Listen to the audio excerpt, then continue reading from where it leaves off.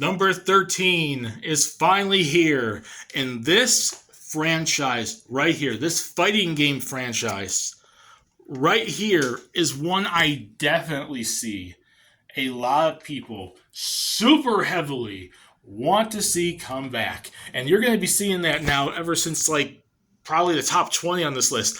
These lists and these entries at this point in time on the list are all pretty much this high up because of how much either A, I want to see it, B, how much fan demand there are for these franchises to want to see them brought back, or C, both.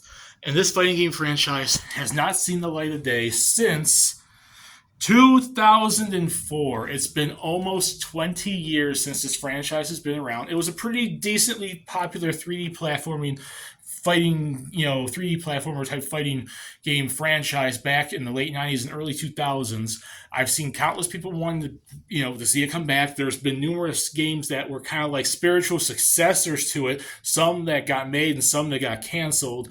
And it is a franchise that kind of throughout its life had numerous crossovers / cameos in other media. Plus, it was kind of developed by different companies as the franchise went on, which was definitely a big red flag for the fact that the franchise, I don't even know who owns the franchise right now. I think it's Konami at this point. I think it's Konami. I have no idea who owns it. Oh, yeah, it does. It's Konami. Oh, there's the big red flag there, Konami! And I'm obviously talking about Bloody Roar, the big beast transforming type franchise where it's these people fighting each other. They all been experimented on. They all could turn into anthropomorphic animal type creatures like lions and rabbits and cats and tigers and freaking wolves and chameleons and and a penguin and an elephant. All this crazy wackiness. I like the franchise. I didn't play it back when it really first started on the PlayStation 1 outside of like demos, but once it jumped to like PS2 and GameCube and all that, I started playing it. But the original came out in the arcade in 1997, then came out to like 1998 on the PS1. 1998, 1999, the second game, the second Bloody Roar game came out. Bloody Roar 3 was, I think, a launch game on the PS2. It was an arcade game in 2000 as well. Then there was Bloody Roar Primal Fury, which came out on the GameCube in 2002 and the Xbox in 2003. And that was kind of like not 4, but it was like an updated version of 3. And then Bloody Roar 3 came out in 2003, 2004 on the PS2 exclusively. So it's been mostly a PlayStation franchise, but it has had some light on the GameCube and the Xbox. And it was started off as a developed franchise from Aiding and Hudson Soft. And then eventually it was published. It was published by Activision, Hudson Soft, now Konami. Konami owns the rights to it. That's a death sentence in my opinion. And this is such an interesting franchise in my opinion. I like the animal transformation, powering up, like experimentation type story. I thought it was unique because every character pretty much had 2 different movesets. In some instances, they had 3 because there was like 2 different versions of a transformation for some people. And it's cool. This franchise has gotten love outside of gaming because they had like a manga franchise. Yugo was playable in Dream Mix TV World Fighters, which I think was a GameCube Smash Brothers style game on the GameCube, I believe. And it's been at least semi-remembered. And I think was a spiritual successor.